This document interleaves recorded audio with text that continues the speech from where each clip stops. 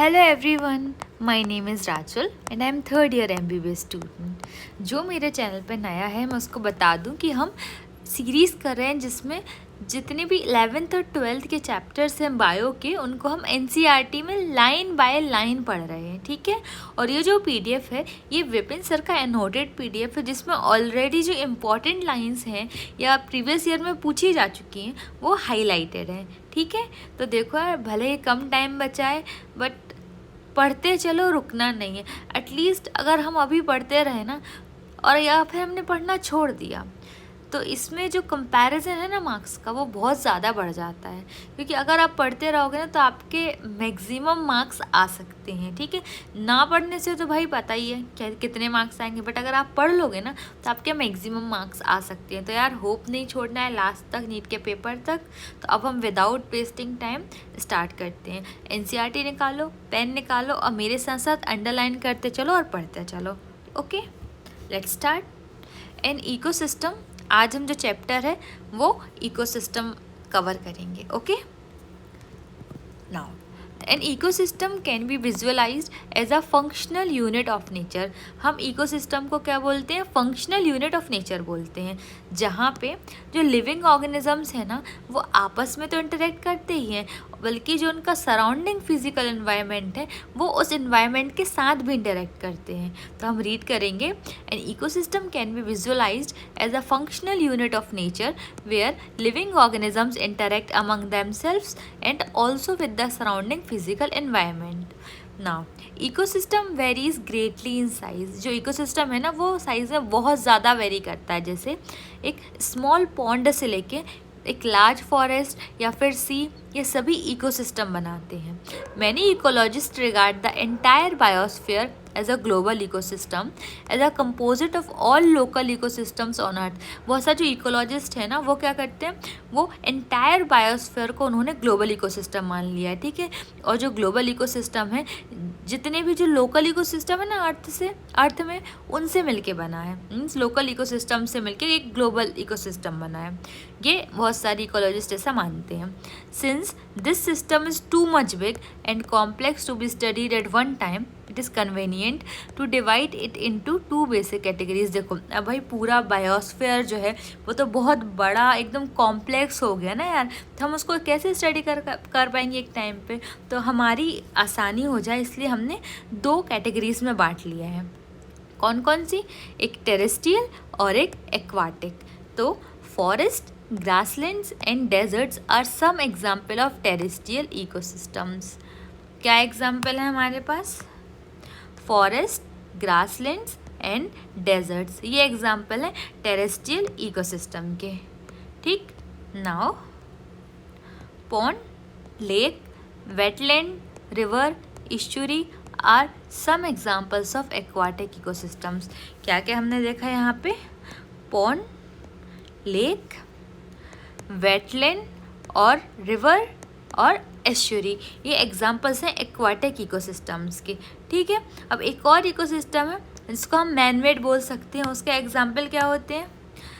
Crop fields and aquarium may also be considered as man-made ecosystems। तो जो crop fields और aquarium है वो मैन-मेड इकोसिस्टम के अंदर आते हैं। अब हम आगे चलते हैं। We will first look at the structure of the ecosystem in order to appreciate the input that is productivity, transfer of energy that is food chain या food web या फिर nutrient cycling and the output, मतलब degradation and energy loss. देखो इसमें क्या है ना, सबसे पहले हम जो है इकोसिस्टम का स्ट्रक्चर देखेंगे, क्या पता लगाने के लिए कि जो भी वो इनपुट है, मीन्स जो भी प्रोडक्टिविटी है या जो भी ट्रांसफ़र हो रहा है एनर्जी का फूड चेन के फॉर्म में, फूड वेब के फॉर्म में, जो भी न्यूट्रिएंट्स की साइकिलिंग है, रिसाइकिलिंग चल रही है, और जो भी हमको आउटपुट मिल रहा है, मीन्स जो डिग्रेडेशन हो रहा है, जो भी एनर्जी लॉस हो रहा है, ये सब हम पढ़ेंगे। We will also look at the relationships that is cycles, chains, webs. जो भी रिलेशनशिप है ना इनमें, साइकिल्स में, चेन्स में, वेब्स के बीच में वो भी हम देखेंगे। That are created as a result of these energy flows within the system and their interrelationship. देखो ये साइकिल्स, चेन्स और वेव्स बनी कैसे, इनके बीच में ना एनर्जी फ्लो हो रही है। जैसे बोलते हैं ना, जैसे छोटे जानवर को बड़े जानवर ने खाया, उससे और बड़े जानवर ने खाया, तो क्या करता है ना, ये एनर्जी एक्सचेंज होती है। तो ये साइकिल्स, चेन्स और वेव्स बनती हैं। अभी हम आगे इनको और अच्छे से देखेंगे। अब इकोसिस्टम, स्ट्रक्चर एंड फंक्शन, ठीक है। तो in earlier classes you have looked at the various components of the environment. देखो हमने ना, जब हम छोटे क्लास में थे, हमने इकोसिस्टम के बहुत सारे कंपोनेंट्स देखे थे। कौन कौन से थे वो? एबायोटिक और biotic component. You studied how the individual biotic and abiotic factors affected each other and their surrounding. देखो हमने पता है कि जो बायोटिक और एबायोटिक फैक्टर्स हैं ना, ये कैसे एक दूसरे को इफेक्ट करते हैं और सराउंडिंग को इफेक्ट करते हैं। लेट अस लुक और these components in a more integrated manner. अब हम ना इनको और ज़्यादा इंटीग्रेटेड मैनर में देखेंगे और हम पता लगाएंगे कि ये जो फ्लो है ना एनर्जी का, ये इन कैसे हो रहा है। ये जो इकोसिस्टम के कॉम्पोनेंट्स हैं, इनमें एनर्जी फ्लो कैसे हो रहा है, वो हम अभी आगे देखेंगे। तो interaction of biotic and abiotic components result in a physical structure. देखो जो भी इंटरेक्शन होगा बायोटिक और एबायोटिक कॉम्पोनेंट्स का, देखो बायोटिक कौन, जो भी जीवित चीज़ें हैं, एबायोटिक मीन्स जो भी अजीवित चीज़ें हैं, इनका जब इंटरेक्शन होता है ना, तो एक फिजिकल स्ट्रक्चर बनता है। That it's characteristic for each type of ecosystem. तो ये जो है ना, ये कैरेक्टरिस्टिक फीचर है हर टाइप के इकोसिस्टम का। कौन सा है कैरेक्टरिस्टिक फीचर? जो भी इंटरेक्शन होता है बायोटिक और एबायोटिक कंपोनेंट्स का, ये कैरेक्टरिस्टिक फीचर होता है हर टाइप के इकोसिस्टम पे। Identification and enumeration of plant and animal species of an ecosystem gives its species composition। देखो क्या है ना, कि जितनी भी प्लांट और एनिमल स्पीसीज होती है इकोसिस्टम में, उसको हम आइडेंटिफाई करेंगे और उनका नॉमेनक्लेचर करेंगे या फिर न्यूमरेशन करेंगे। तो हमको ना जितना भी जो भी स्पीसीज कॉम्पोजिशन है उसके बारे में पता लग जाता है। Now vertical distribution of different species occupying different levels is called stratification. क्या बोल रहा है वो? Vertical distribution of different species occupying different levels means, हमने वो हायरार्की पढ़ी थी क्या? वही हम नीचे से ऊपर तक जाते थे, जीनस और स्पीसीज, जीनस, ऐसे ऊपर हम बढ़े थे किंगडम तक। तो ये वही वर्टिकल डिस्ट्रीब्यूशन कर रहे हैं हम अलग अलग स्पीसीज़ का, ठीक है, जो कि अलग अलग लेवल पे रखी हुई हैं। तो हम इसको स्ट्रेटिफिकेशन बोलेंगे। ये डेफिनेशन बहुत इंपॉर्टेंट है, इसको याद रख लो। हम इसमें क्या कर रहे हैं, अलग अलग स्पीसीज़ को जो है हम डिफरेंट लेवल्स पे रख रहे हैं वर्टिकली, तो हम इसको स्ट्रेटिफिकेशन बोलेंगे। जैसे for example trees occupies top vertical strata और लेयर ऑफ फॉरेस्ट। देखो जो भी ट्रीज़ है ना, या फिर जो भी लेयर है फॉरेस्ट, जो ट्रीज़ हैं वो सबसे ऊपर आएंगे। फिर उसके बाद जो श्रब्स हैं वो सेकेंड लेयर में आएंगे, और जो हर्ब्स एंड ग्रासेस हैं वो बॉटम लेयर्स पे आएंगे। देखो ऐसा हुआ है कि 3 लेयर्स में अरेंज कर दिया है, ठीक है। हमको क्या वर्टिकली अरेंज करना है, सर्टिफिकेशन में क्या है, हमको अलग अलग स्पीसीज़ को वर्टिकली अरेंज करना है अलग अलग लेवल पे। तो अगर हम देखेंगे फॉरेस्ट में, लेयर ऑफ फॉरेस्ट देखेंगे, तो सबसे जो ऊपर है ना, हम सबसे ऊपर किसको रखेंगे? ट्रीज़ को रख रहे हैं। फिर जो सेकेंड लेयर है उसमें हम श्रब्स को रख रहे हैं, ठीक है। और जो थर्ड लेयर है उसमें हम हर्ब्स एंड ग्रासेस को रख रहे हैं, ठीक है। ये स्ट्रेटिफिकेशन हो गया। Now the component of the ecosystem are seen to function as a unit. जितने भी जो कॉम्पोनेंट होते हैं ना इकोसिस्टम के, वो सब मिलके वर्क करते हैं, एक यूनिट की तरह काम करते हैं। When you consider the following aspect, जब हम कुछ एस्पेक्ट्स के अंदर देखेंगे तो ये जो सारे जितने भी कॉम्पोनेंट इकोसिस्टम के एक यूनिट जैसा फंक्शन करेंगे। तो वो कौन कौन से एस्पेक्ट्स हैं? Productivity, decomposition, energy flow, nutrient cycling. Repeat with me, productivity, decomposition, energy flow और nutrient cycling. To understand the ethos of an aquatic ecosystem, let us take a small pond as an example. देखो जितना भी जो कुछ भी aquatic system के ecosystem के अंदर हो रहा है वो समझने के लिए हम एक एग्जाम्पल लेंगे स्मॉल पॉन्ड का, ठीक है। चलो हम स्मॉल पॉन्ड लिया है हमने। अब देखो this is Fairlie a self sustainable unit and rather simple example. Obviously ये सेल्फ सस्टेनेबल यूनिट है क्योंकि ये छोटी यूनिट है, छोटा सैंपल है। तो आसानी से हम इसको समझ लेंगे। That explain even the complex interactions that exist in an aquatic system. Means हम ना इस पॉन्ड के एग्जाम्पल से, जो पॉन्ड की पूरी स्टडी करके हम समझ जाएंगे कि जितने भी जो कॉम्प्लेक्स इंटरेक्शन हो रहे हैं ना एक्वाटिक इकोसिस्टम में, हम कंपेयर कर लेंगे कि पॉन्ड में ऐसा हो रहा है तो पूरे एक्वाटिक इकोसिस्टम में ऐसा हो रहा होगा। ठीक है, अब हम आगे चलेंगे। A pond is a shallow water body. Pond जो है वो शैलो वाटर बॉडी होता है, मीन्स उथला होता है, ज़्यादा गहरा नहीं होता है। In which all the above mentioned 4 basic components of an ecosystem are well exhibited. जो बेसिक कॉम्पोनेंट है इकोसिस्टम के, कौन कौन से हैं? प्रोडक्टिविटी, डिकम्पोजिशन, एनर्जी फ्लो और न्यूट्रिएंट साइक्लिंग। ये चारों चीज़ें पॉन्ड में हो रही हैं। ठीक है, अब आगे देखो। The abiotic component is the water. जो एबायोटिक कॉम्पोनेंट है यहाँ पे क्या है? Water. With all the dissolve inorganic and organic substance, जिसमें सारे डिजॉल्व इनऑर्गेनिक और ऑर्गेनिक कॉम्पोनेंट्स हैं। And the rich soil deposit at the bottom of the pond. ठीक है, जो पॉन्ड के बॉटम में सॉइल है, ठीक है, उसमें भी न्यूट्रिएंट्स होते हैं। तो जो एबायोटिक कॉम्पोनेंट यहाँ पे क्या क्या हो गया? वाटर और सॉइल। ठीक, अब द सोलर इनपुट, जो सोलर एनर्जी होगी ना, सनलाइट आएगी, तो जो सोलर इनपुट है, द साइकिल ऑफ टेम्परेचर, जो भी टेम्परेचर की साइकिल है, day length and other climatic conditions regulate the rate of function of the entire pond. Means जो भी फंक्शन हो रहा है ना, उसकी जो रेट है वो कौन रेगुलेट करेगा? जितनी भी सनलाइट आ रही है, means solar input, the cycle of temperature, temperature कैसा चल रहा है अभी, डे की लेंथ कितनी, कितने देर तक सनलाइट रही है, और दूसरी क्लाइमेटिक कंडीशन जो है ना वो रेगुलेट करती है। The autotrophic components include the phytoplankton, some algae and the floating, submerged and marginal plants found at the edges. देखो, अब इसमें जो ऑटोट्रॉपिक कॉम्पोनेंट है वो क्या क्या है? फाइटोप्लैंक्टन, ठीक है, some algae and the floating, submerged and marginal plant. देखो, फ्लोटिंग, सबमर्ज्ड और marginal plants found at the edges, हमको एजेस पे मिलते हैं।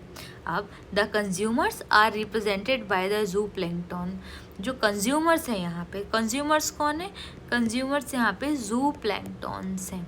The free swimming and bottom dwelling forms. जू प्लैंक्टन्स कैसे होते हैं?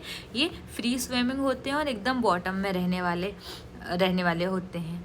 The decomposers are the fungi, bacteria and flagellates. ये जो यहाँ पे अब जो डिकम्पोजर है ना, वो कौन कौन होगा?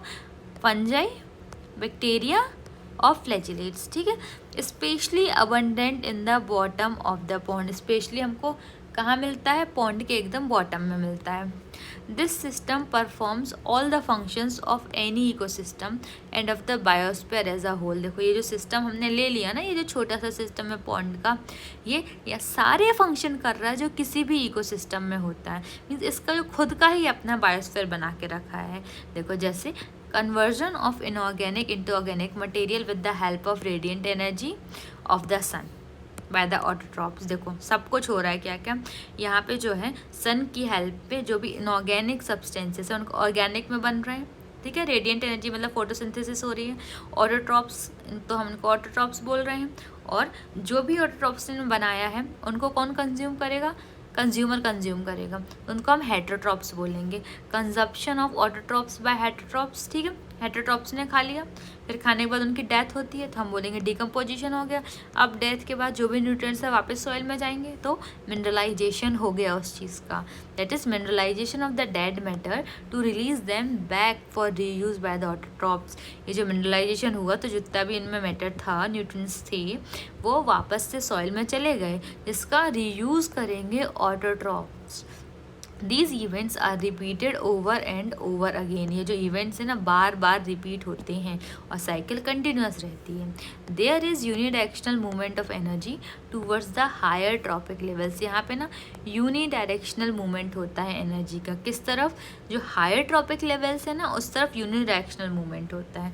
And its dissipation and loss as heat to the environment.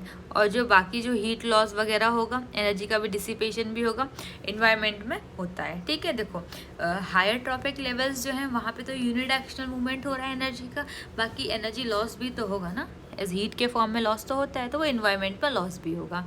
अब हम देखेंगे सबसे पहले प्रोडक्टिविटी। ठीक, एक मिनट, चलो ठीक है। हमने 4 कंपोनेंट थे, कौन कौन से कंपोनेंट थे? प्रोडक्टिविटी, डिकम्पोजिशन, एनर्जी फ्लो और न्यूट्रिएंट साइक्लिंग। तो अब हम सबसे पहले यहाँ पे प्रोडक्टिविटी के बारे में पढ़ेंगे। A constant input of solar energy is the basic requirement for any ecosystem to function and sustain. क्या है एक बेसिक रिक्वायरमेंट? क्या है किसी भी इकोसिस्टम पे फंक्शन करने के लिए या उसको सस्टेन करने के लिए एक कांस्टेंट इनपुट सोलर एनर्जी चाहिए होती है, मीन्स कॉन्स्टेंटली उनको सनलाइट मिलती रहे। Primary production is defined as the amount of biomass or organic matter produced per unit area over a time period by plants during photosynthesis। देखो primary production हम किसको बोलेंगे कि कितना बायोमास या ऑर्गेनिक मैटर प्रोड्यूस हो रहा है पर unit area over a time period, means इतने एरिया में और इतने टाइम पीरियड में, किसके द्वारा? By plants during photosynthesis primary production होता है। देखो फिर से हम इसको समझेंगे कि जो भी प्लांट्स हैं जो फोटोसिंथेसिस कर रहे हैं, फोटोसिंथेसिस करके वो कितना बायोमास या ऑर्गेनिक मैटर बना रहे हैं per unit area over a time period. Okay, now it is expressed in terms of weight और एनर्जी। इसको हम वेट या फिर एनर्जी के टर्म्स में एक्सप्रेस करते हैं। अगर वेट के टर्म में एक्सप्रेस करेंगे तो इसकी जो यूनिट होगी वो होती है ग्राम पर मीटर स्क्वायर, ठीक है। और अगर एनर्जी में हम एक्सप्रेस करेंगे तो इसकी यूनिट होगी kilocalorie per metre square. The rate of biomass production is called productivity. Productivity क्या है यहाँ पे? The rate of biomass production is called productivity. ये जो बायोमास का प्रोडक्शन हो रहा है ना, यही प्रोडक्टिविटी है। It is expressed in terms of, एक मिनट इसको मैं मिटाऊँ जब तो मुझे दिखेगा, ठीक है। It is expressed in terms of gram per metre square per year. अब ना यहाँ पे जब हम टाइम की बात करें तो वो प्रोडक्टिविटी हो जाती है, ठीक है।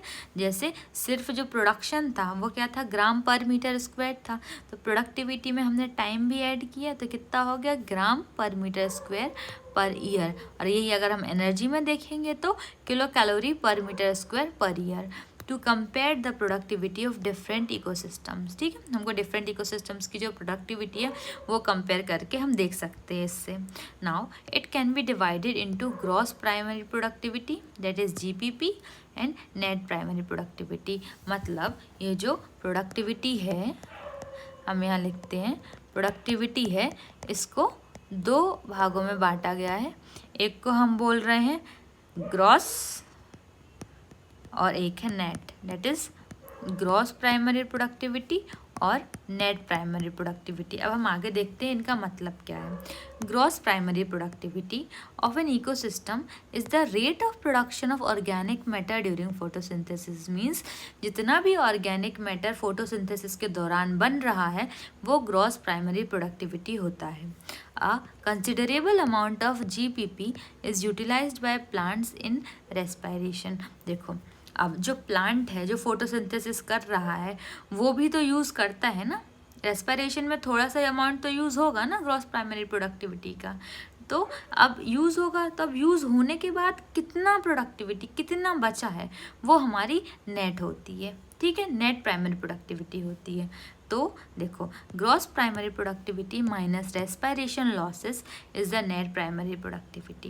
इन सिंपल टर्म्स प्लांट्स जो है फोटोसिंथेसिस के दौरान जितना भी ऑर्गेनिक मैटर बना रहे हैं वो उनका ग्रॉस प्राइमरी प्रोडक्टिविटी है। अब प्लांट्स को खुद को भी तो एनर्जी चाहिए ना ये सब काम करने के लिए, तो वो भी रेस्पिरेशन करेंगे। तो जो भी ग्रॉस प्रोडक्टिविटी है उसमें से अगर हम रेस्पिरेशन लॉसेस को हटा देंगे तो जो हमारे पास बचेगी वो होगी नेट प्राइमरी प्रोडक्टिविटी, ठीक है।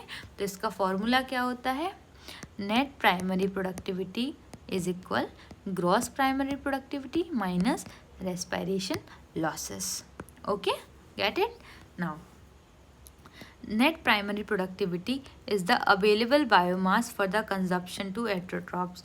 क्या है? जो भी नेट प्राइमरी प्रोडक्टिविटी बची है ना वो अवेलेबल बायोमास है, मीन्स इसी को अब हेट्रोट्रॉप्स कंज्यूम करेंगे जो कि हर्बीवोर्स और डिकम्पोजर्स होंगे। ठीक है, नेट प्राइमरी प्रोडक्टिविटी क्या है, ये जो बचा हुआ जो बायोमास है प्लांट्स के यूज़ करने के बाद जितना बच गया जो अवेलेबल बायोमास है यही हेट्रोट्रॉप्स कंज्यूम करेंगे। हेट्रोट्रॉप्स के अंदर कौन कौन आता है, हर्बीवोर्स और डिकम्पोजर्स।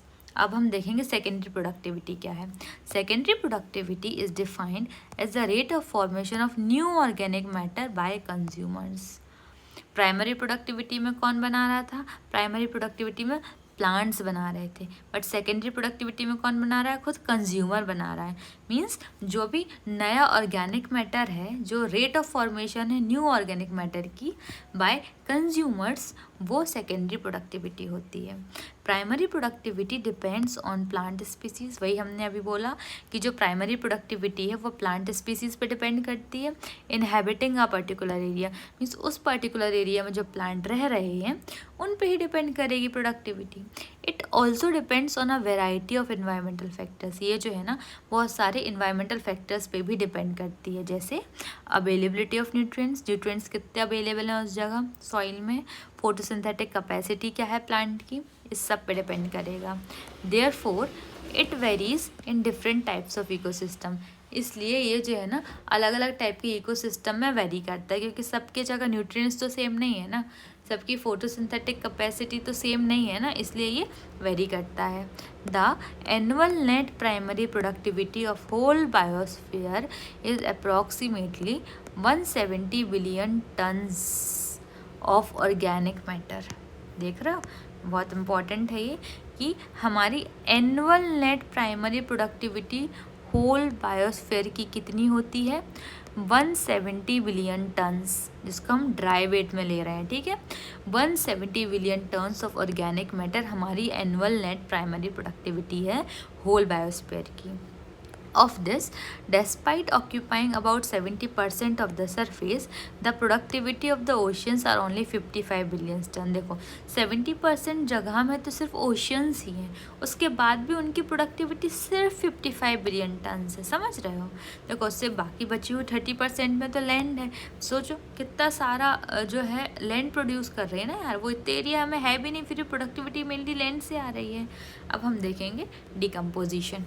ठीक, डिकम्पोजिशन में you may have heard of the earthworm being referred to as farmer's friend. आपने सुना होगा जो अर्थवर्म होता है ना, जिसको हम केचुआ बोलते हैं, उसको हम फार्मर्स फ्रेंड बोलते हैं। दिस क्यों बोलते हैं, this is so because they help in the break down of complex organic matter. क्यों बोलते हैं, क्योंकि जो अर्थवर्म है ना, ये जो कॉम्प्लेक्स ऑर्गेनिक मैटर है उनको ब्रेक डाउन करने में हेल्प करता है। देखो कॉम्प्लेक्स ऑर्गेनिक मैटर को तोड़ेगा तो उसमें क्या होगा ना, सॉइल जो है ना वो भी लूज होते जाएगी, थोड़ा उनके बीच में गैप बन जाएगा, तो हम उसको क्या बोलते हैं, लूजनिंग ऑफ सॉइल। ठीक है, मीन्स वो कॉम्प्लेक्स ऑर्गेनिक मैटर को भी ब्रेक डाउन कर रही है और लूजनिंग ऑफ सॉइल भी कर रहा है earthworm. Similarly decomposers break down complex organic matter into inorganic substances. जो डिकम्पोजर्स होते हैं ना वो कॉम्प्लेक्स ऑर्गेनिक मैटर को तोड़ते हैं, सिंपल ऑर्गेनिक सब्सटेंसेस में बना देते हैं, जैसे कार्बन डाइऑक्साइड, वाटर, न्यूट्रिएंट्स। और इस जो प्रोसेस है ना, ये जो प्रोसेस है उसको हम डिकम्पोजिशन बोलेंगे, ये तो सबको ही आता है। ठीक है, अब dead plant remains such as leaves, bark, flowers and dead remains of animals including faecal matter constitute detritus. Detritus के अंदर क्या क्या आ गया, जो भी डेड प्लांट में जो भी रिमेन होता है ना, जैसे उसकी लीव, बार्क, फ्लावर्स, जो भी डेड रिमेन्स हैं एनिमल्स के, फीकल मैटर भी इसके अंदर आता है, ये सब मिलके डेट्राइटस बनाता है, which is the raw material for decomposition. Means जो डेट्राइटस है ये रॉ मटेरियल है डिकम्पोजिशन पे। ठीक है, इसी पे डिकम्पोजिशन होगा। देखो the important step in the process of decomposition, कौन कौन सी इम्पॉर्टेंट स्टेप्स होती हैं डिकम्पोजिशन में, यहीं से याद रखो, उसको याद रखते चलो। देखो fragmentation, leaching, catabolism, humification and mineralisation. फिर से बोलो मेरे साथ, फ्रेगमेंटेशन, लीचिंग, कैटाबॉलिज्म, ह्यूमिफिकेशन और मिनरलाइजेशन। ठीक है, अब हम समझेंगे डेट्राइटिवोर्स, मीन्स ये जो डिकम्पोजिशन का। नाउ डेट्राइटिवोर्स, इसके example earthworm. Detritivores break down detritus into small particles में, जो डेट्राइटिवोर्स हैं हम उनको किनको बोल रहे हैं, जो डेट्राइटस को स्मॉल पार्टिकल्स में तोड़ रहा है, जैसे अर्थवर्म होता है। This process is called fragmentation, हम इस प्रोसेस को फ्रेगमेंटेशन बोल रहे हैं। मीन्स जो डेट्राइटस को जब स्मॉल पार्टिकल्स में तोड़ देंगे तो उसको हम फ्रेगमेंटेशन बोलेंगे। Now bye the process of leaching water soluble inorganic nutrients go down into the soil horizon. देखो क्या होता है ना कि जो लीचिंग की प्रोसेस होती है, लीचिंग की प्रोसेस किसको बोलते हैं हम, देखो पानी नीचे जाता है, ठीक है, तो जो भी वाटर सॉल्युबल इनऑर्गेनिक न्यूट्रिएंट्स है ना वो पानी के साथ साथ नीचे सॉइल हॉरिजॉन में चले जाते हैं, ठीक है, नीचे चले जाते हैं और वहीं पे प्रेसिपिटेट हो जाते हैं अनअवेलेबल सॉल्ट्स के फॉर्म में, ठीक है। मीन्स अब वो अवेलेबल नहीं है ऊपर, क्योंकि ऊपर होंगे तो उसको यूज़ करेगा ना, प्लांट भी यूज़ कर सकता है या फिर जो बैक्टीरिया फंगाई वगैरह कुछ भी है उनको यूज़ कर सकता है, लेकिन वो इतना नीचे चला गया है कि प्रेसिपिटेट हो गया है एज अनअवेलेबल सॉल्ट्स के फॉर्म में, ठीक है। अब उसके बाद क्या होगा, bacterial and fungal enzymes degrade detritus into simple inorganic substances. जो भी बैक्टीरिया और फंगल एंजाइम्स हैं वो डेट्राइटस को सिंपल इनऑर्गेनिक सब्सटेंस में तोड़ेगा। This process is called catabolism, इस प्रोसेस को हम कैटाबॉलिज्म बोलेंगे, ठीक है। देखो सबसे पहले लीचिंग हुई, लीचिंग में क्या हुआ, सबसे पहले फ्रेगमेंटेशन हुआ, जो भी डेट्राइटस था उसको पहले छोटे छोटे पार्टिकल्स में तोड़ा गया है, डेट्राइटिवोर्स ने किया था। उसके बाद लीचिंग होगी, क्या होगा, पानी के साथ साथ ना जितने भी वाटर सॉल्युबल ऑर्गेनिक न्यूट्रिएंट्स थे वो नीचे चले गए, सॉइल हॉरिजॉन में जाके वहाँ जाके प्रेसिपिटेट हो गए अनएवेलेबल सॉल्ट्स के फॉर्म में। फिर क्या हुआ ना, ये जो डेट्राइटस थी ना इसको बैक्टीरिया और फंगल एंजाइम्स से इनऑर्गेनिक सब्सटेंस में तोड़ दिया गया, जो भी सिंपल इनऑर्गेनिक सब्सटेंस है उसमें तोड़ दिया गया। कैटाबॉलिज्म मीन्स ही काटना होता है, तोड़ना, बड़ी चीज़ों को छोटी चीज़ों में करना। अब it is important to note that all the above steps in decomposition operate simultaneously on the detritus. मतलब ये जो हमने पढ़ा ना, फ्रेगमेंटेशन, लीचिंग, कैटाबॉलिज्म, ये तीनों प्रोसेस जो है ना वो साथ में हो रही हैं, डेट्राइटस में एक साथ हो रही हैं, ठीक। अब humification and mineralisation occur during decomposition in the soil. Mean जब सॉइल में डिकम्पोजिशन होता है ना तो ह्यूमिफिकेशन और मिनरलाइजेशन तब होता है। ह्यूमिफिकेशन क्या है, देखो ह्यूमिफिकेशन लीड्स, अभी हम ये भी देखेंगे पूरा का डायग्राम पूरा। अब क्या है, humification leads to accumulation of dark coloured amorphous substance called humus. देखो ह्यूमिफिकेशन मतलब क्या होता है, जब ह्यूमिफिकेशन होगा तो उससे एक जो डार्क कलर्ड एमॉर्फस सब्सटेंस होता है ना वो एक्यूमुलेट हो जाता है। उस डार्क कलर्ड एमॉर्फस सब्सटेंस को हम ह्यूमस बोलते हैं। अब ये ह्यूमस क्या है, humus is highly resistant to microbial action, ये जो है बहुत ज़्यादा रेजिस्टेंट है माइक्रोबियल एक्शन के, and undergoes decomposition at an extremely slow rate. और ये जो डिकम्पोजिशन जो है ना बहुत बहुत स्लो रेट में करता है, जो ह्यूमस है उसका डिकम्पोजिशन बहुत स्लो होता है, ठीक है। अब बीइंग कोलॉइडल इन नेचर, ये जो है कोलॉइडल होता है नेचर में, it serves as a reservoir of nutrients. अब इसके अंदर भाई कोलॉइडल है नेचर में तो इसके अंदर न्यूट्रिएंट्स रह सकते हैं, इसलिए ये एज अ रिजर्वायर एक्ट कर रहा है, ठीक है। The humus is further degrade by some microbes, ये जो ह्यूमस बनी है ना ये फर्दर डिग्रेड होगी माइक्रोब्स के द्वारा, and release of organic nutrients occur by the process known as mineralisation. अब क्या हो रहा है ना, ह्यूमस का फर्दर डिग्रेडेशन है, जो माइक्रोब्स हैं फर्दर डिग्रेडेशन कर रहे हैं, इसमें जो भी इनऑर्गेनिक न्यूट्रिएंट्स थे ना वो रिलीज़ हो जाएंगे, और इस प्रोसेस को हम मिनरलाइजेशन बोल रहे हैं, क्योंकि अब हमको इनऑर्गेनिक न्यूट्रिएंट्स मिल गए हैं। अब हम देखेंगे, देखो डायरेक्ट डिकम्पोजिशन जो है is largely N oxygen requiring process. देखो इसमें ना बहुत ज़्यादा ऑक्सीजन लगता है। The rate of decomposition is controlled by chemical composition of detritus and climatic factors. जो रेट है ना डिकम्पोजिशन की वो किससे कंट्रोल हो रही है, जो भी केमिकल कंपोजिशन है डेट्राइटस का या फिर जो क्लाइमेटिक फैक्टर्स है उस पर डिपेंड करती है। इन अ पर्टिकुलर क्लाइमेटिक कंडीशन, एक पर्टिकुलर क्लाइमेटिक कंडीशन में decomposition rate is slower if detritus is rich in lignin and chitin। means अगर डेट्राइटिस में लिग्निन और काइटिन की मात्रा ज़्यादा है तो डिकम्पोजिशन जो है वो स्लो हो जाएगी, ठीक है। और अगर जो हमारा डिट्राइटस है उसमें नाइट्रोजन ज़्यादा है और वाटर सॉल्युबल सब्सटेंसेस ज़्यादा है, जैसे शुगर्स ज़्यादा है, तो उसका डिकम्पोजिशन बहुत जल्दी हो जाता है, that is quicker. Okay, now temperature and soil moisture are the most important climatic factors.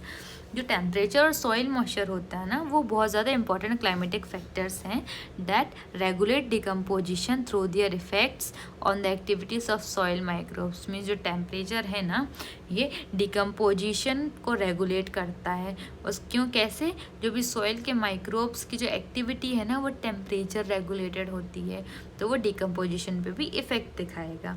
Warm and moist environment favours decomposition. कौन सा इन्वायरमेंट चाहिए डिकम्पोजिशन को? Warm and moist. ओके, अब देखो, whereas low temperature and anaerobiosis inhibits decomposition. मतलब अगर temperature कम है और वहाँ ऑक्सीजन नहीं है तो डिकम्पोजिशन जो है वो रुक जाता है, result in building up of organic materials. इसमें क्या होता है, जो ऑर्गेनिक मटेरियल्स है ना, वो टूट ही नहीं पा रहे, तो वो बिल्ड होते जाएंगे और ज़्यादा होते जाते हैं, ठीक है। अब हम ये जो है इसको डायग्राम के थ्रू देखेंगे, एक मिनट। चलो, diagrammatic representation of decomposition cycle in a terrestrial ecosystem. हम टेरेस्ट्रियल इकोसिस्टम में डिकम्पोजिशन की साइकिल देखेंगे, ठीक है। चलो, ओके, हम यहाँ से चालू करेंगे। ये एक पेड़ है, ठीक है। ये देखो क्या हुआ ना, ये पेड़ है, ये सॉइल में ग्रो कर रहा है, ठीक है। और ट्री ग्रोज इन सॉइल। क्या हुआ ना, एक टाइम पे अच्छी हवा चली और पत्ती जो है वो ज़मीन में गिर गई, तो a green leaf falls to the ground. पत्ती ज़मीन में गिरी, अब क्या होगा, धीरे धीरे भाई वो डिकम्पोज होएगी। डिकम्पोज भी कैसे होएगी? सबसे पहले उस पत्ती को खाने के लिए कोई इंसेक्ट आएगा या कोई भी एनिमल आएगा ना भाई, पत्ती डली है तो खाते हैं, जानवर खाते हैं, तो some are eaten by insects and other animals, ठीक है। कुछ को इंसेक्ट्स या दूसरे एनिमल्स खा लेंगे, तो nutrients and energy enter food web. तो जो भी न्यूट्रिएंट्स थे या जो इससे एनर्जी है वो फूड वेब में चली गई यहाँ से, ठीक। मीन्स इसके जो मान लो ये एनिमल, इसने इस लीफ को खाया, किसी और एनिमल ने इसको खा लिया, तो ये फूड वेब में यहाँ से एंटर कर गई है, ठीक है। अब क्या होगा, some nutrients leach into soil by chemical action. वही हमने देखा था, केमिकल एक्शन होता है, वाटर के साथ जो है सॉइल में कुछ न्यूट्रिएंट्स आ जाते हैं, तो यहाँ से जो है वो न्यूट्रिएंट्स वो सॉइल में आ गए डायरेक्ट, मीन्स यहाँ लीचिंग हुई है, तो ये ऑर्गेनिक रिच सॉइल बन गई। अब यहाँ से क्या होगा, ये जो लीफ थी ना, कुछ लीफ तो इंसेक्ट ने खा लिया, किसी एनिमल ने खा ली, और कुछ लीफ तो बच जाएगी, तो जो बची हुई लीफ थी ना, उसको उस पर डिकम्पोजर्स एक्ट करेंगे, जैसे फंजाई हो गई, बैक्टीरिया हो गया, और उसको एकदम वो कूड़ा बना, बोलते हैं ना कूड़ा कचरा, वैसे लिटर जैसे लिटर बना देते हैं, एकदम लूज कर देते हैं उसको। देखो, leaves partially consumed by decomposers such as fungi and bacteria, और उसको क्या करेंगे, एकदम लूज कर देंगे और लिटर बना देंगे, वही कूड़ा कचरा बना देंगे। फिर उसके बाद और डिकम्पोजिशन होगा। कौन डिकम्पोजिशन करेगा उसका? Earthworm, bacteria, soil mites, fungi, ये सब मिलके ना इसका और डिकम्पोजिशन करेंगे, और फाइनली ये जो भी न्यूट्रिएंट्स थे ना वो सॉइल में आ जाएंगे, फिर उसी सॉइल में वापस प्लांट ग्रो करेगा। तो ये जो है ना ऐसी साइकिल डिकम्पोजिशन की चलती रहती है। फिर से देखो, सिंपल लैंग्वेज में, एक पेड़ है वो सॉइल में ग्रो किया, उसकी एक पत्ती ज़मीन पे गिरी, ठीक है। कुछ पत्ती को क्या इंसेक्ट या एनिमल्स खा गए, फिर उन एनिमल्स को किसी दूसरे एनिमल ने खा लिया, तो ये जो है न्यूट्रिएंट्स और एनर्जी है ना वो फूड वेब में यहाँ से एंटर कर गए।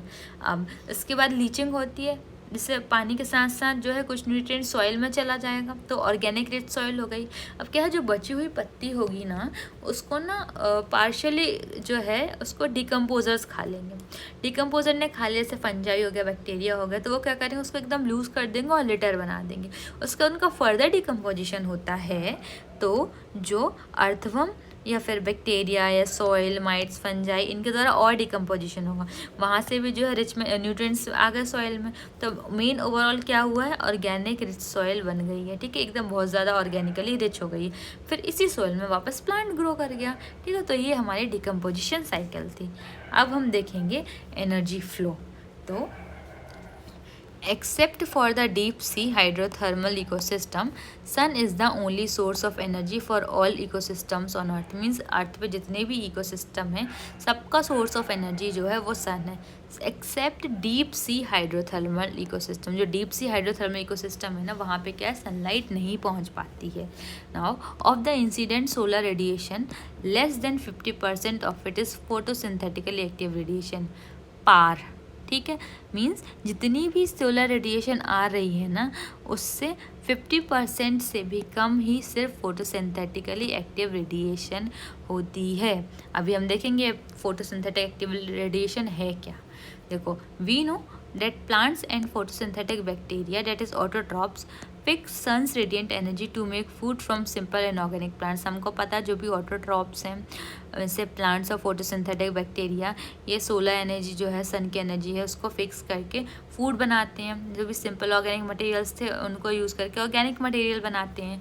तो plants capture only 2 to 10% of the power. देखो, सिर्फ 50% से ही कम तो पार्ट थी फोटोसिंथेटिकली एक्टिव रेडिएशन जो भी था, मीन्स जिस रेडिएशन में फोटोसिंथेसिस हो रही है वो 50% से भी कम है। तो उसमें से भी सिर्फ 2 to 10% ही प्लांट्स कैप्चर करते हैं। And this small amount of energy sustains the entire living world. Means और इतनी जो स्मॉल अमाउंट ऑफ एनर्जी है ना, यही पूरे वर्ल्ड को चला रही है। So it is very important to know how the solar energy captured by plants flow through different organisms of an ecosystem.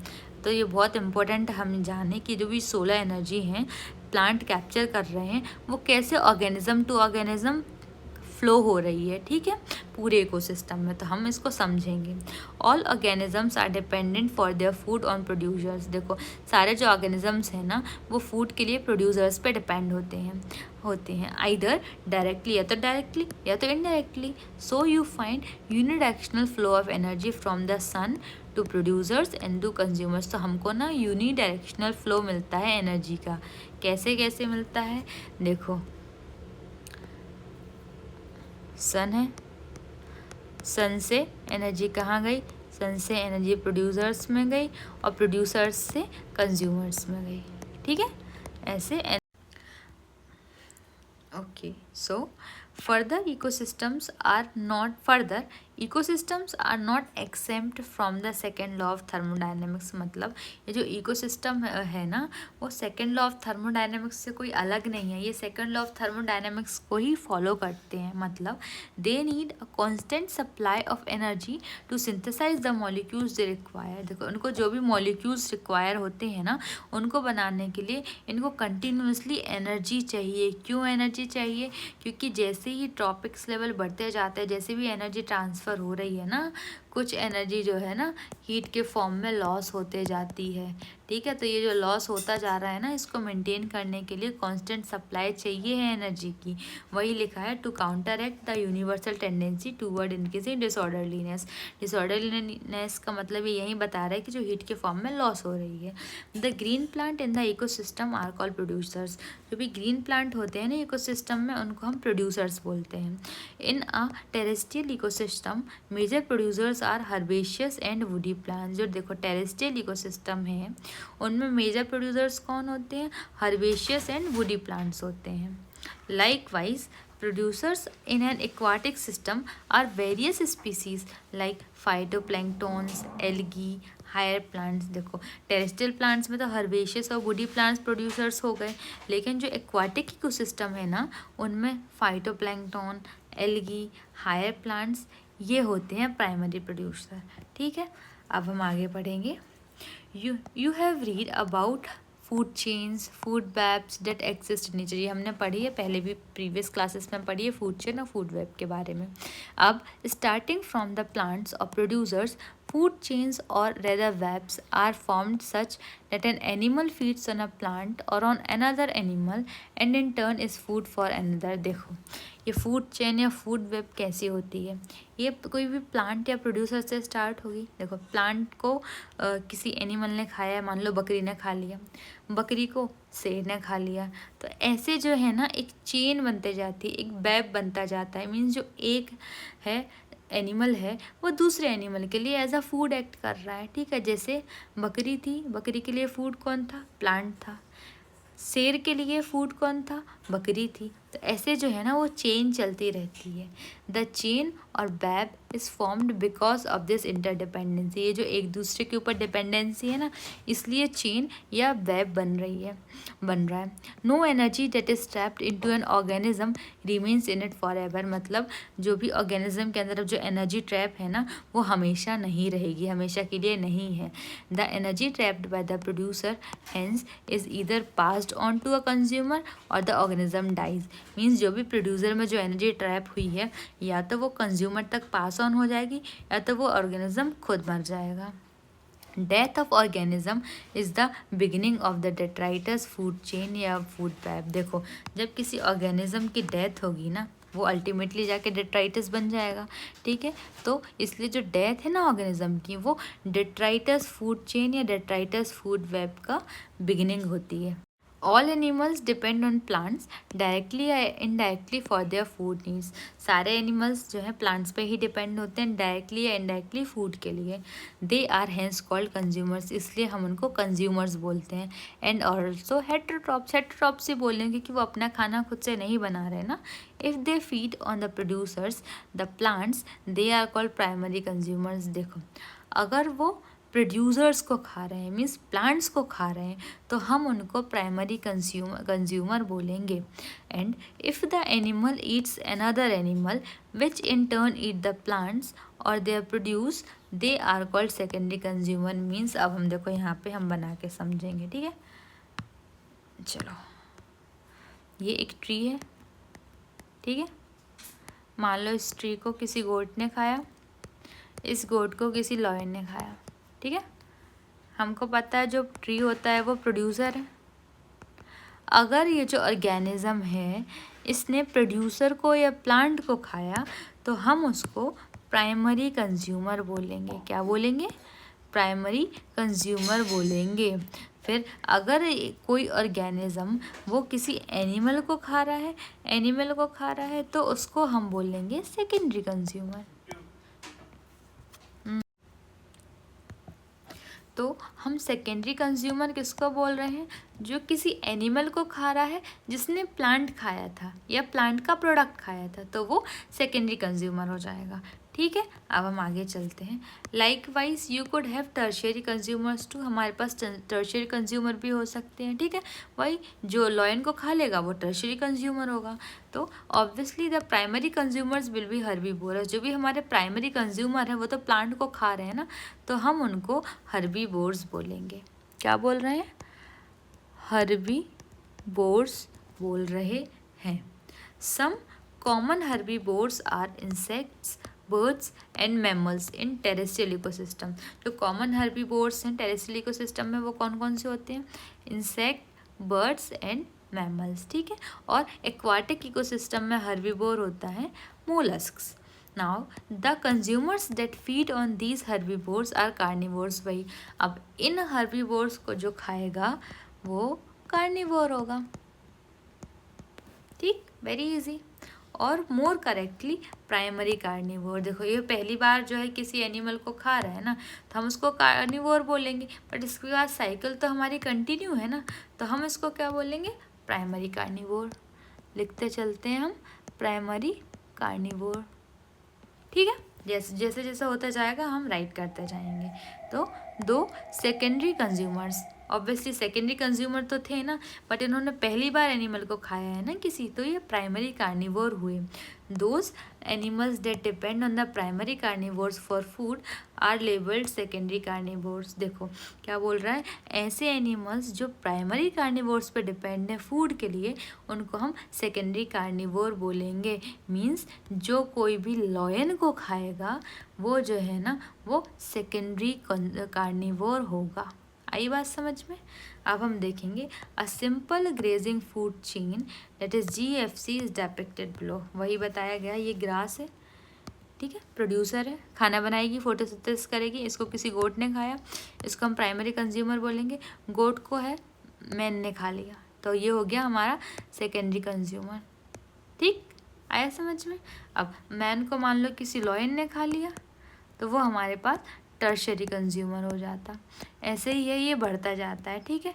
तो जो हमारे देखो प्राइमरी कंज्यूमर था वो प्लांट खा रहा है, तो हम उसको हर्बीवोर भी बोलते हैं, ठीक है।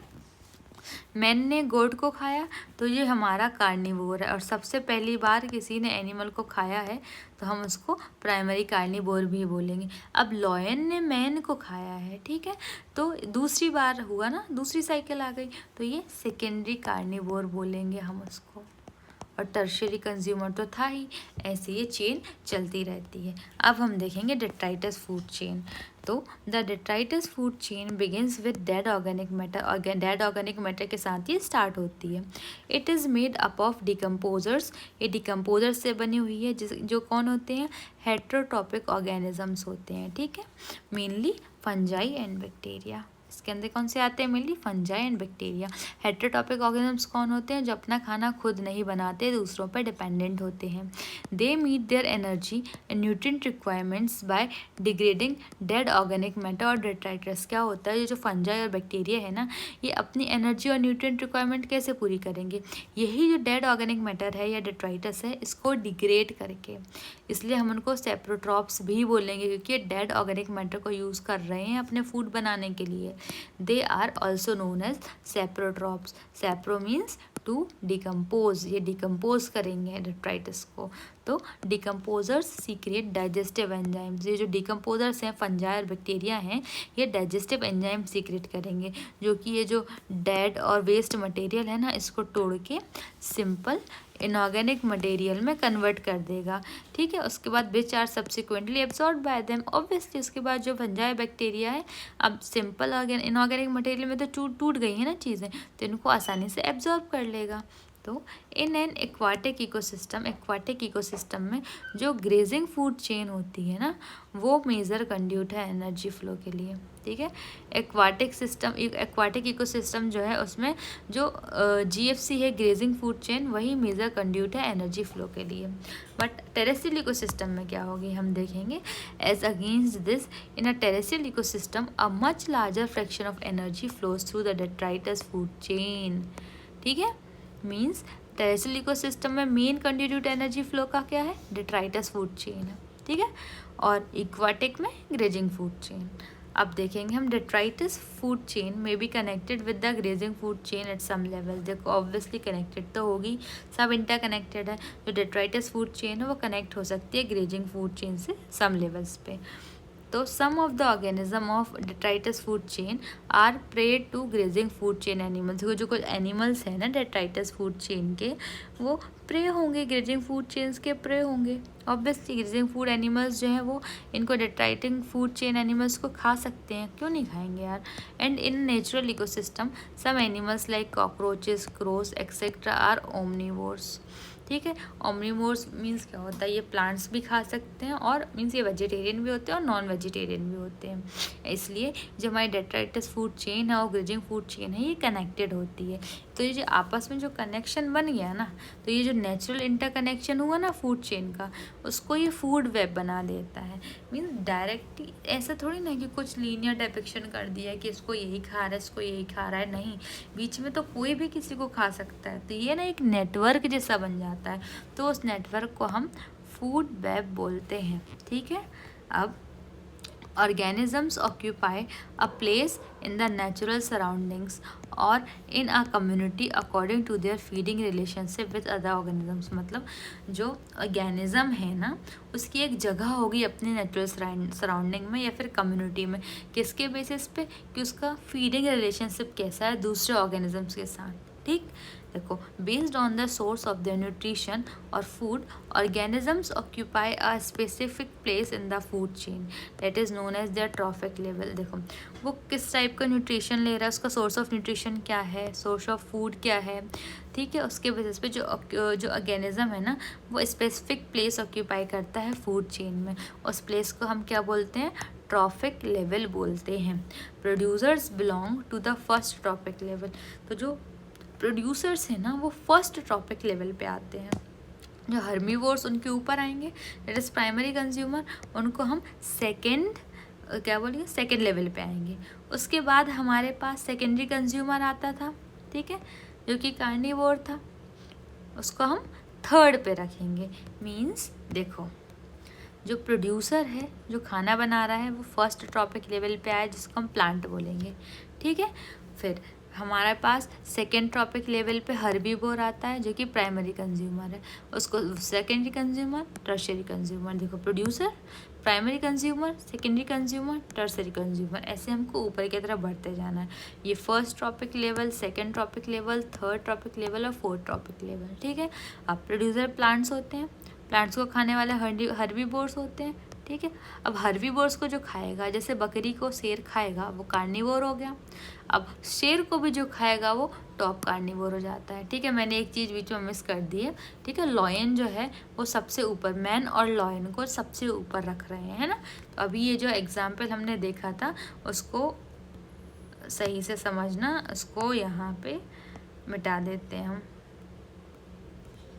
क्योंकि मैन और लॉयन को जो है ना वो हम सबसे टॉप पे रख रहे हैं, ठीक है। वैसे ऐसा हो सकता है, ऐसा कोई रॉन्ग नहीं है, बट जैसा बुक में लिखा है हम वैसा पढ़ेंगे। चलो, तो जो प्रोड्यूसर्स होते हैं वो कौन कौन से हो सकते हैं? फाइटोप्लैंक्टन्स, ग्रास, ट्रीज, ये प्रोड्यूसर्स हो सकते हैं। प्राइमरी कंज्यूमर कौन होंगे? जो इनको खाएगा, जैसे जूप्लैंक्टन फाइटोप्लैंक्टन को खाते हैं। तो सेकेंडरी जो प्राइमरी कंज्यूमर है वो कौन कौन से होंगे? जूप्लैंक्टन, ग्रासहोफर और काऊ। जो सेकेंडरी कंज्यूमर्स हैं वो कौन कौन से होंगे? बर्ड्स, फिशेस, वोल्फ, ठीक है। और जो सबसे ऊपर होंगे, टॉप लेवल पे होंगे, वो मैन और लॉयन होंगे। अब हम देखेंगे आगे। The important point is to note is that the amount of energy decreases at successive tropic levels. Obviously जैसे जैसे हम ऊपर बढ़ते जाएंगे ना ट्रॉपिक लेवल पे, जो भी अमाउंट है ना एनर्जी का वो कम होता जाता है। When any organism dies, it is converted to detritus or dead biomass that serves as an energy source for decomposers. देखो क्या होता है ना, जब भी कोई भी ऑर्गेनिज्म मरता है तो वो कन्वर्ट हो जाता है डेट्राइटस में या फिर डेड बायोमास में। यही जो डेट्राइटस या डेड बायोमास है, ये डिकम्पोजर्स के लिए एनर्जी का सोर्स है। Organisms at each trophic level depend on those at the lower trophic level for the energy demands. Means ये जितने भी जो ऊपर बैठे हुए हैं ना, हायर ट्रॉपिक लेवल पे जो भी बैठे हैं, अपने से नीचे लेवल के ट्रॉपिक लेवल वालों पे ये एनर्जी के लिए डिपेंडेंट हैं। Each tropic level has a certain mass of living material at a particular time called a standing crop. Standing crop हम किसको बोल रहे हैं? कि हर एक ट्रॉपिक लेवल, जैसे मान लो गोट है, उसका खुद का कुछ बायोमास है ना, मतलब खुद का मास है ना, लिविंग मटेरियल खुद का मास तो है, मीन्स वो खुद भी तो एज अ फूड एक्ट करेगा ना दूसरे लेवल पे, तो हम उसको स्टैंडिंग क्रॉप बोल रहे हैं। Means each trophic level has a certain mass of living material at a particular time called standing crop. Okay, तो जो स्टैंडिंग क्रॉप है उसको हम कैसे मेज़र करेंगे? जो भी मास है लिविंग ऑर्गेनिज्म का, जो भी बायोमास है उससे, या फिर कितने नंबर हैं उसमें, कितने ऑर्गेनिजम्स हैं किसी यूनिट एरिया में, that is number in a unit area, उससे हम स्टैंडिंग क्रॉप को मेज़र करते हैं। The biomass of species is expressed in terms of fresh और ड्राई वेट। जो बायोमास है हम उसको फ्रेश वेट में भी देख सकते हैं या ड्राई वेट में भी देख सकते हैं, बट ड्राई वेट में हम देखेंगे ना तो वो मोर एक्यूरेट होता है। क्यों? क्योंकि जो वेट वेट होता है ना उसमें तो मेनली भाई वाटर होता है ना, तो कंडीशन के अकॉर्डिंग तो चेंज होता रहेगा, तो हमको एग्जैक्ट बायोमास नहीं मिल पाएगा। अब the number of trophic levels in the grazing food chain is restricted as the transfer of energy follows 10% law. देखो क्या होता है ना, जो ट्रॉपिक लेवल्स हैं ना ग्रेजिंग फूड चेन में, वो रेस्ट्रिक्टेड हैं। क्यों? क्योंकि जो एनर्जी फ़्लो होती है, एनर्जी फ़्लो का जो ट्रांसफ़र है हो रहा है ना, वो 10% लॉ फॉलो करता है। 10% लॉ क्या होता है कि जो दूसरा ट्रॉपिक लेवल है उसमें सिर्फ 10% एनर्जी ही पहुंचेगी। Only 10% of the energy is transfer to each trophic level from the lower trophic level. वही बोल रहा है, जो नीचे का ट्रॉपिक लेवल है उससे जो एनर्जी जा रही है सिर्फ 10% एनर्जी ही पहुंचेगी। In nature it is possible to have so many levels. देखो बहुत सारे लेवल्स हो सकते हैं, जैसे producer, herbivore, primary carnivore, secondary carnivore in the grazing food chain, ठीक है, इतने हमको मिल जाएंगे। अब do you think there is any such limitation, या ऐसी कोई लिमिटेशन है क्या डेट्राइटस फूड चेन में? बताओ, अपने मन से सोच के बताओ, फिर मैं बताती हूँ बाद में। देखो अब energy flow through different trophic level, different trophic level से एनर्जी फ्लो होगी। देखो सन, सन से एनर्जी आई प्लांट में, प्लांट ने खाना बनाया, कुछ एनर्जी हीट के फॉर्म में लॉस हो गई, ठीक है। तो जो प्लांट्स हुए वो फर्स्ट ट्रॉपिक लेवल पे प्रोड्यूसर्स हुए। अब उसके बाद प्लांट को ये इल्ली ने खाया या वर्म ने खाया, ठीक है, कुछ एनर्जी लॉस होगी, एनर्जी लॉस हमेशा होगी, यही सेकंड लॉ ऑफ थर्मोडायनेमिक्स बोलता है। तो ये जो वर्म हुआ ये हर्बीवोर हुआ, जो कि सेकंड ट्रॉपिक लेवल पे आ रहा है, ठीक है। अब जो पहली बार इसने कंज्यूम किया है प्लांट को, तो ये प्राइमरी कंज्यूमर हो गया। अब इस वर्म को चिड़िया ने खाया, ठीक है। तो अब ये 1 2 3 थर्ड ट्रॉपिक लेवल पे आ गए, 1 2 3 4 ऐसे ट्रॉपिक लेवल अरेंज्ड है, ठीक है। अब इस जो स्पैरो है इसने वर्म को खा लिया, तो ये सेकेंडरी कंज्यूमर हो गई, ठीक है, और कार्निवोर तो होगी ही। अब फोर्थ ट्रॉपिक लेवल पे टर्शियरी कंज्यूमर हो गया, जो कि टॉप का कार्निवोर होता है, ठीक। अब देखो यहाँ से जो प्लांट भी तो मरेगा ना, डिके तो होगा प्लांट का, तो वहाँ से जो है वो सॉइल में गया, तो कुछ एनर्जी तो ये हीट के फॉर्म में निकल गई। अब उसको ये बैक्टीरिया डिकम्पोज कर रहे हैं, इसको तोड़ के डेट्राइटिस बना रहे हैं, तो एनर्जी यहाँ पे ट्रांसफ़र हो गई है। अब ये जो वल्चर है, ये जो है ना, ये भी तो मरेगा ना, डेड होगा ना, तो कुछ एनर्जी तो हीट में चली जाएगी, कुछ ये लोग खा लेंगे, वहाँ चली जाएगी, और सब देखो ये सब की डेथ तो होगी ही, डिकम्पोजिशन होगा, तो ऐसे एनर्जी का ट्रांसफ़र होगा और हीट के फॉर्म में तो लॉस हो ही रहेगी, ठीक है। तो ये एनर्जी फ्लो था थ्रू डिफरेंट ट्रॉपिक लेवल्स पे। अब हम देखेंगे इकोलॉजिकल पिरामिड्स, ठीक है। Ecological pyramids, you must be familiar with the shape of pyramid. हमको शेप ऑफ पिरामिड पता है, ऐसा होता है, ठीक है, ऐसे बने हुए थे, ऐसा ये शेप ऑफ पिरामिड है। Now the base of pyramid is broad, देखो जो बेस होता है पिरामिड का वो ब्रॉड होता है, और जैसे जैसे ऊपर जाते हैं ना वो नैरो, एपेक्स तक नैरो हो जाता है। One get a similar shape whether you express the food और एनर्जी रिलेशनशिप बिटवीन ऑर्गेनिज्म। देखो जब हम रिलेशनशिप देखें ना फूड और ऑर्गेनिज्म के बीच में या एनर्जी और ऑर्गेनिज्म के बीच में, तो हमको पिरामिड जैसा ही शेप मिलता है। अब this relationship is expressed in terms of number, biomass या एनर्जी। जो रिलेशनशिप है हम कैसे एक्सप्रेस कर रहे हैं, या तो नंबर, या तो बायोमास, या तो एनर्जी के टर्म में। अब the base of each pyramid represents the producers और द फर्स्ट ट्रॉपिक लेवल। जो बेस होता है ना प्रोड्यूसर्स का, हम इसको फर्स्ट ट्रॉपिक लेवल बोल रहे हैं, बल्कि जो एपेक्स है वो टर्शियरी या टॉप लेवल कंज्यूमर को रिप्रेजेंट करता है, ठीक है। अब अभी हम फिगर से भी देखेंगे। The 3 types of ecological pyramids that are usually studied are, तो कौन कौन से 3 टाइप के पिरामिड्स हम पढ़ते हैं, एक pyramid of number, pyramid of biomass और पिरामिड ऑफ एनर्जी, ठीक है। देखो सबसे पहले नीचे जो प्रोड्यूसर आएगा, फिर जो है primary consumer, secondary consumer, tertiary consumer, ठीक है। यहाँ पे नंबर ऑफ इंडिविजुअल्स देखिए, देखो प्रोड्यूसर्स बहुत सारे हैं, ठीक है। फिर उसके बाद है प्राइमरी कंज्यूमर, फिर सेकेंडरी कंज्यूमर, फिर टॉप कंज्यूमर आए, देखो कैसे नंबर कम होता जा रहा है। तो ये किसका फिगर है, pyramids of number in a grassland ecosystem. ये किसका है, पिरामिड्स नंबर्स का इन अ ग्रासलैंड इकोसिस्टम। इसमें क्या है, सिर्फ only 3 top carnivores are supported in an ecosystem based on production of nearly 6 million plants, means nearly 6 million plants energy बना रहे हैं, तब जाके सिर्फ 3 टॉप कार्निवोर तक वही एनर्जी फ्लो हो पा रहा है, ठीक है। मीन्स 6 मिलियन प्लांट्स जो हैं वो 3 टॉप कार्निवोर को सपोर्ट कर रहे हैं। अब हम नीचे देखेंगे B, pyramid of biomass shows a sharp decrease in biomass at higher trophic levels. देखो बायोमास में क्या होता है ना, जैसे ही हम हायर ट्रॉपिक लेवल्स पे जा रहे हैं तो बायोमास बहुत एकदम से कम हो जाता है, ठीक है। जैसे ये प्रोड्यूसर है, primary consumer, secondary consumer, tertiary consumer. देखो प्लांट्स जो थे प्रोड्यूसर्स, उनका कितना ज़्यादा बायोमास था, और एपिक्स पे आते हुए सबसे पहले जो है सिर्फ 1.5 बचा। ये ड्राई वेट देख रहे हैं हम kg पर मीटर स्क्वायर में, देखो कितना शार्प डिक्रीज हो गया बायोमास में। अब हम देखेंगे सी, इन्वर्टेड पिरामिड ऑफ बायोमास। हमको यहाँ पे इन्वर्टेड पिरामिड मिल रहा है बायोमास का, क्यों, देखो small standing crop of phytoplankton supports large standing crop of जूप्लैंक्टन। Means जो भी प्लैंक्टन है उनका जो बायोमास है वो कम है, उसको हम स्टैंड, देखो हर एक ट्रॉपिक लेवल स्टैंडिंग क्रॉप होता है अपने आप में हायर ट्रॉपिक लेवल के लिए, ठीक है। तो जो स्मॉल स्टैंडिंग क्रॉप है फाइटोप्लैंक्टन की, वो लार्ज स्टैंडिंग क्रॉप ऑफ जूप्लैंक्टन को सपोर्ट कर रही है, इसलिए ये वाला जो है इन्वर्टेड पिरामिड बन रहा है। अब हम देखेंगे आगे, ideal pyramid of energy. Observe that primary producers convert only 1% of energy in the sunlight available to them into net primary productivity. Means ये जो प्राइमरी प्रोड्यूसर्स होते हैं ना, वो सिर्फ 1% एनर्जी ही कन्वर्ट कर सकते हैं. Means 1% of energy in sunlight available to them into net primary productivity. देखो जो भी एनर्जी उनको अवेलेबल हो रही है ना, सनलाइट से आ रही है, उसका सिर्फ 1% ही कन्वर्ट कर पाते हैं वो नेट प्राइमरी प्रोडक्टिविटी में.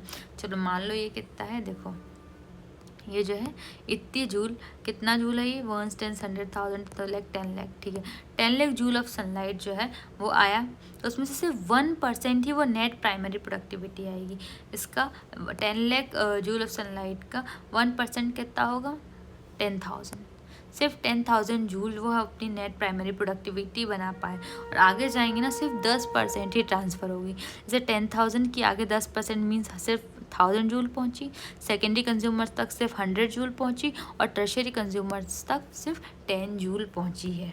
ठीक है, अब any calculations of energy content, biomass और numbers has to include all organisms at the trophic level. देखो जब भी हम एनर्जी कंटेंट को कैलकुलेट करते हैं ना, जैसे बायोमास या नंबर, तो हमको ना सारे ऑर्गेनिजम्स लेने हैं. उस ट्रॉपिक लेवल पे जितने भी ऑर्गेनिजम्स हैं हम सबको देखेंगे, सबका कैलकुलेट करेंगे. No generalisations we make will be true if we take only a few individuals at any trophic level into account. Means वही बोल रहा है, अगर हम सिर्फ कुछ ही इंडिविजुअल्स ले लेना तो ऐसा हमारे पास ना सही रिजल्ट नहीं मिल पाएगा हमको. ऑल्सो अ गिवन ऑर्गेनिज्म में occupy more than 1 trophic level simultaneously. देखो क्या होता है ना, जो एक ही ऑर्गेनिज्म है ना, वो एक से ज़्यादा ट्रॉपिक लेवल पे भी एक साथ हो सकता है. ऑब्वियसली हो सकता है ना, जैसे जो हमारा क्या था, ठीक है, स्पैरो थी, उसने वर्म को खाया. ठीक है, वर्म के बाद जो कोई दूसरा ऑर्गेनिज्म, डेड ऑर्गेनिज्म है कोई, उसको भी तो खा सकती है ना, वो ऑलरेडी डेड नहीं है. ठीक है, अभी वो है, बट स्पैरो उस पर भी फीड कर सकती है. तो मीन्स एक ही ऑर्गेनिज्म है ना, साथ साथ में दूसरे ट्रॉपिक लेवल पे भी है एक साथ. तो one must remember that trophic level represents a functional level, not a species. तो ट्रॉपिक लेवल क्या रिप्रेजेंट कर रहा है, ये फंक्शनल लेवल को रिप्रेजेंट कर रहा है, एक स्पीसीज को नहीं.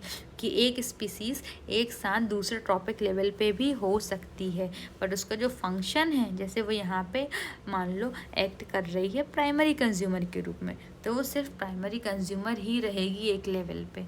ठीक है, अब a given species may occupy more than 1 tropic level in the same ecosystem at the same time. देखो वही बताया कि एक स्पीसीज जो है सेम टाइम में सेम इकोसिस्टम में अलग अलग ट्रॉपिक लेवल पर हो सकती है. कैसे, देखो for example a sparrow is a primary consumer when it eats seeds, fruits, peas. देखो जब स्पैरो सीड्स, फ्रूट्स या पीस खा रही है ना, तो वो प्राइमरी कंज्यूमर होती है. अब and secondary consumer when it eats insect and worms. ठीक है, तो जब वो इंसेक्ट्स या वर्म्स खाए तो वो सेकेंडरी कंज्यूमर हो गई ना, उसका ट्रॉपिक लेवल चेंज हो गया ना, एक ही इकोसिस्टम में है, बट उसका भाई पहले वो प्राइमरी कंज्यूमर रही जब वो ये सब सीड्स, फ्रूट्स, पीस खा रही है. जब वो इंसेक्ट और वर्म खा रही है तो वो सेकेंडरी कंज्यूमर बन गई. Now can you work out how many trophic levels human beings function at in a food chain. भाई ह्यूमन बींग्स का तो तुम खुद से लगा लो, वो तो सब कुछ खाता है, तो सोच लो किस किस लेवल पे होगा. Now in most ecosystems all the pyramids of number, energy and biomass are upright. देखो मोस्ट इकोसिस्टम्स में ना सारे जो पिरामिड्स हैं ना, नंबर, एनर्जी, बायोमास के, वो अपराइट होते हैं. डेट इज़ प्रोड्यूसर्स जो है मोर नंबर में ज़्यादा होंगे. ठीक है, and biomass than the herbivores. Producers का नंबर भी ज़्यादा होगा हर्बीवोर्स से, और बायोमास भी ज़्यादा होगा. जो हर्बीवोर्स है, हर्बीवोर्स का नंबर और बायोमास ज़्यादा होगा कार्निवोर्स का. ठीक है, also energy at lower trophic level is always always more than at higher level. Means जो भी ट्रॉपिक लेवल पे, लोअर ट्रॉपिक लेवल पे जो एनर्जी है वो हमेशा ज़्यादा होगी हायर लेवल के मुकाबले. अब there are exceptions to this generalisation. Obviously exceptions तो होंगे ही. If you were to count the number of insects feeding on a big tree. देखो बहुत सारे इंसेक्ट्स हैं ना, एक बहुत बड़े ट्री पे खा रहे हैं, मीन्स फीड कर रहे हैं, तो इससे हमको कैसा पिरामिड मिलेगा. देखो नंबर की बात हो रही है. ठीक है, तो अगर हम देखें एक ही ट्री है और बहुत सारे इंसेक्ट्स हैं, तो हमको ऐसा पिरामिड मिलेगा. Now add an estimate of the number of small birds depending on the insects as also the number of larger birds eating the smaller. Means हम क्या देख रहे हैं, बहुत सारी स्मॉल बर्ड्स जो है ना जो कि इंसेक्ट्स पे डिपेंड है, as also the number of larger birds eating the smaller. देखो क्या हो रहा है, इंसेक्ट ये ट्रिक है, ठीक है, इंसेक्ट इस पर फीड कर रहे हैं. अब इन इंसेक्ट्स को जो है वो स्मॉल बर्ड्स खा रहे हैं. बर्ड्स तो इंसेक्ट के मुकाबले कम होंगी ना, बट ट्री से तो ज़्यादा ही होंगी. तो ये बर्ड्स, इन स्मॉल बर्ड्स को हम ऐसे बना देते हैं, इन स्मॉल बर्ड्स को जो है वो छोटी बर्ड्स खा रही हैं, लार्जर बर्ड्स खा रही हैं, तो हम एल बना सकते हैं. तो ये ऐसा कुछ हमको ग्राफ निकल के आता है. ठीक है, आप खुद ड्रॉ करना कैसे ग्राफ निकलेगा. Now the pyramid of biomass in sea is generally inverted. जो बायोमास का पिरामिड है सी में वो जनरली इन्वर्टेड होता है. क्यों? Because the biomass of fishes far exceeds that of phytoplankton. Obviously जो है भाई फाइटोप्लैंक्टन का बायोमास बहुत कम होगा फिश से. ठीक है, तो ये पैराडॉक्स नहीं है क्या?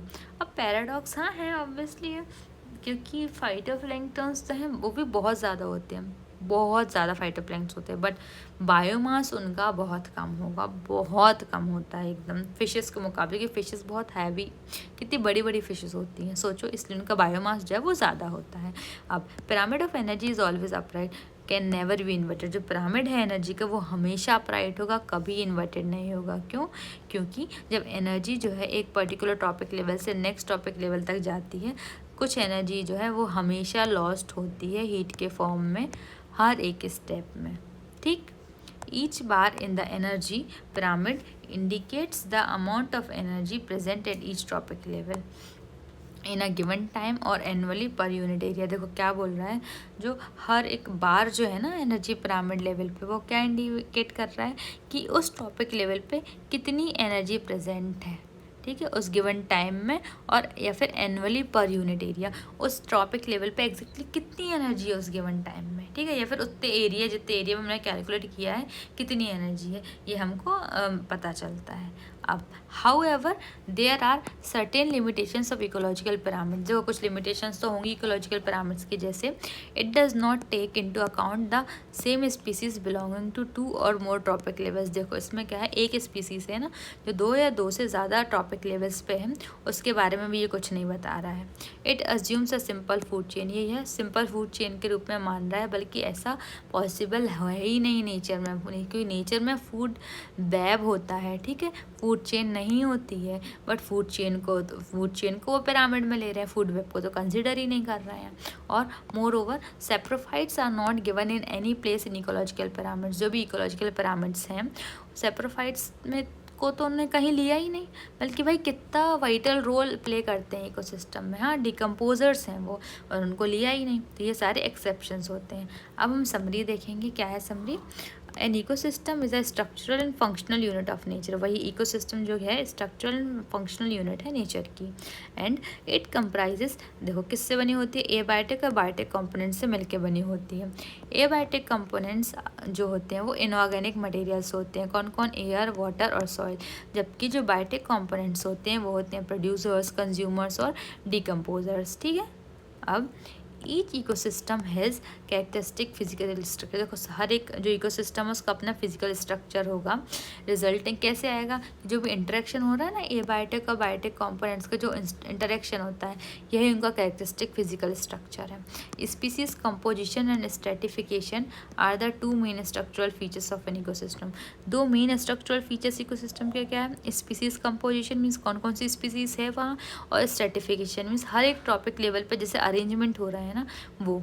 अब based on source of nutrition every organism occupies in a place of ecosystem. देखो वो कैसा न्यूट्रिशन ले रहे हैं उसके बेसिस पे हर एक ऑर्गेनिज्म जो है ना इकोसिस्टम पे उसकी एक जगह है. अब productivity, decomposition, energy flow and nutrient cycling are 4 important components है इकोसिस्टम.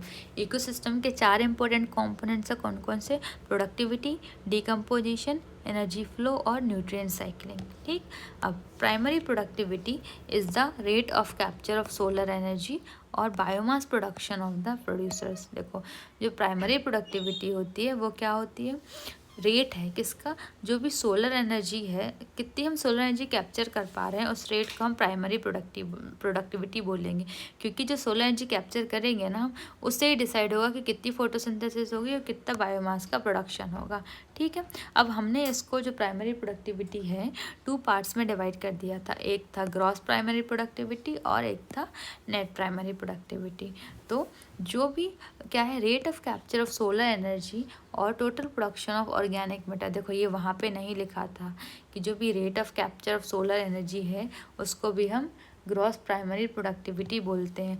मींस जितना भी फूड है, जो ऑर्गेनिक मैटर है, टोटल कितना बना ले रहा है प्लांट फोटोसिंथेसिस करके, उसको हम ग्रॉस प्राइमरी प्रोडक्टिविटी बोलेंगे। ठीक है, अब प्लांट्स खुद भी तो थोड़ा यूज़ करेगा ना, रेस्पिरेशन में करेगा, तो हम ग्रॉस में से थोड़े से रेस्पिरेशन लॉसेस कमा दें, उनको हम नेट प्राइमरी प्रोडक्टिविटी बोलते हैं। तो नेट प्राइमरी प्रोडक्टिविटी क्या है, इज रिमेनिंग बायोमास और the energy left after utilization of producers. वही है, प्रोड्यूसर्स के यूटिलाइज करने के बाद कितनी एनर्जी है, कितनी बायोमास बच गया, वो नेट प्रोडक्टिविटी है। Secondary productivity is the rate of assimilation of food energy by the consumers. ये क्या बोल रहा है हमको कि सेकेंडरी प्रोडक्टिविटी क्या है। देखो जो कंज्यूमर्स थे उन्होंने प्रोड्यूसर्स को खाया, तो उसमें भी तो फूड एनर्जी एक्यूमुलेट हो रही है ना, क्योंकि वो भी तो ट्रॉपिक लेवल पे फूड का एक्ट कर रहा है ना, as a standing crop act कर रहा है नेक्स्ट ट्रॉपिक लेवल के लिए, तो उनमें भी तो एनर्जी स्टोर हो रही है। इसी को हम सेकेंडरी प्रोडक्टिविटी बोलते हैं। In decomposition complex organic compounds of detritus are converted to carbon dioxide, water and inorganic nutrients by the decomposers. देखो जो डेट्राइटस होती है ना, डिकम्पोजर्स उन पर एक्ट करते हैं और उनको तोड़ देते हैं कार्बन डाइऑक्साइड में, वाटर में, इनऑर्गेनिक में, न्यूट्रिएंट्स में। इसी को हम डिकम्पोजिशन बोल रहे हैं। देखो डिकम्पोजिशन में मेनली 3 प्रोसेस होती है। कौन कौन सी, फ्रेगमेंटेशन ऑफ डेट्राइटस, लीचिंग और कैटाबोलिज्म। ये जो है ना, ये तीनों साथ साथ चलती हैं। और भी 2 थी, वो कौन सी थी वो हमको कमेंट सेक्शन में लिख के बताओ। एनर्जी फ्लो जो है वो यूनिडायरेक्शनल होता है। ठीक है, first plant capture solar energy. देखो क्या होता है, सबसे पहले प्लांट जो है वो सोलर एनर्जी कैप्चर करेगा, उसके बाद जो फूड है ना वो ट्रांसफ़र होता है प्रोड्यूसर्स से लेके डिकम्पोजर्स तक। प्लांट्स ने बनाया, फिर उसको खा खा के ना वो एनर्जी डिकम्पोजर्स तक पहुंच जाएगी। Organisms of different tropic levels in nature are connected to each other for food or energy relationship forming a food chain। देखो जो अलग अलग ट्रॉपिक लेवल पे जो ऑर्गेनिजम्स हैं ना, वो फूड या एनर्जी के लिए कनेक्टेड हैं आपस में, इसलिए तो वो फूड चेन बन रही है। अब the storage and movement of nutrient elements through the various components of ecosystem is called nutrient cycling. क्या हो रहा है, जो भी न्यूट्रिएंट्स है ना उनका स्टोरेज या उनका मूवमेंट जो हो रहा है ना इतने सारे कंपोनेंट्स इकोसिस्टम में, प्लांट्स से, जैसे मान लो वर्म में गए, वर्म से स्पैरो में गए, स्पैरो से किसी और में गए, वापस सॉइल में आ गए, तो ऐसे साइकिल चल रही है न्यूट्रिएंट की, उसको हम न्यूट्रिएंट साइकिलिंग बोलते हैं। Nutrients are repeatedly use through this process. Obviously जो न्यूट्रिएंट्स है वो इस प्रोसेस में यूज़ हो रहे हैं। न्यूट्रिएंट साइकिलिंग भी 2 टाइप की है, एक है गैसियस, एक है सेडिमेंट्री। ठीक है, एटमॉस्फेयर और hydrosphere is the reservoir for the gaseous type of cycle. देखो जो एटमॉस्फेयर या हाइड्रोस्फेयर होता है वहाँ पे गैसियस साइकिल होते हैं, इससे वहाँ पे कार्बन साइकिल होगी। Whereas earth crust is the reservoir for sedimentary type, बल्कि जो अर्थ क्रस्ट है ना वहाँ पे सेडिमेंट्री टाइप की साइकिल होगी, जैसे फॉस्फोरस के लिए। अब products of ecosystem process are named as ecosystem services. जो भी इकोसिस्टम से हमको प्रोडक्ट मिल रहे हैं उनको इकोसिस्टम सर्विस बोलते हैं। जैसे प्योरीफिकेशन ऑफ एयर हो रहा है और वाटर मिल रहा है हमको फॉरेस्ट से, वाटर फॉरेस्ट में जो है वाटर का प्योरीफिकेशन हो रहा है, ये सारे प्रोडक्ट्स हैं इकोसिस्टम के। देखो अभी तक ऊपर का जितना था ना वो हमने सब पढ़ा था, ठीक है, लेकिन यहाँ से जो है ना, ये यहाँ से यहाँ तक हमने चैप्टर में नहीं पढ़ा था, तो इसको सिर्फ रीड करोगे, बाकी समरी पूरी छोड़ भी दोगे ना रिवाइज करने के लिए, तो भी कुछ वो कुछ नहीं है। सिर्फ इतना पढ़ना, जब भी समरी में आओगे बस, तो पूरी समरी पढ़ने की ज़रूरत नहीं पड़ेगी और जल्दी पूरा चैप्टर ख़त्म हो जाएगा। ठीक है, तो अभी ये चैप्टर ख़त्म हो गया है। देखो पढ़ते रहो, हाँ टाइम कम है बट अगर लगे रहोगे ना तो हो जाएगा। अभी जितने मार्क्स आएंगे उससे तो ज़्यादा ही आएंगे नीट में। ठीक है, तो छोड़ना नहीं है, लगे रहना है, करते रहना है। All the very best, thank you.